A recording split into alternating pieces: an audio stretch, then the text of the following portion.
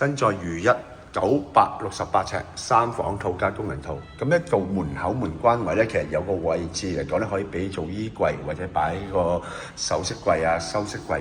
咁嚟講入到嚟咧，其實有個私隱度啊，望唔到個大廳，因為門口打開。即入到嚟咧，好緊張地就要望下呢個煙花海景，因為維港煙花就喺你前邊放噶啦，就唔需要同人逼，自己喺屋企嘅時候咧都可以望到成個尖沙咀繁華璀璨同埋煙花景。咁嚟講咧，其實成個屋苑嚟講樓底亦都高啦，客飯廳配置咗2部嘅冷氣機，跟住對流嘅效果咧會睇到廚房。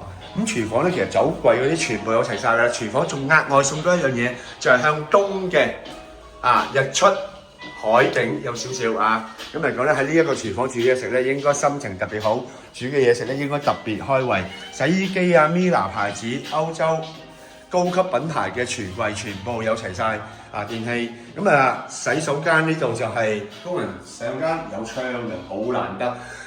跟住工人嘅房間亦都有窗啦，有冷氣機，另外有個工作平台16尺。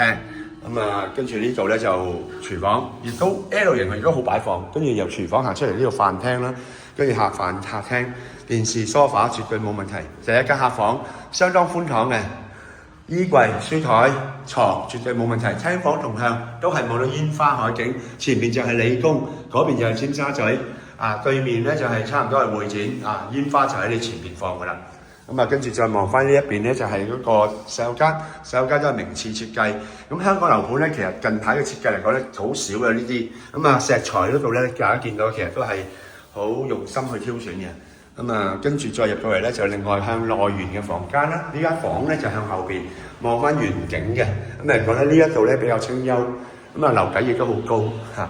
跟住再望翻主人套房，主人套房咧5件頭，企缸、浴缸。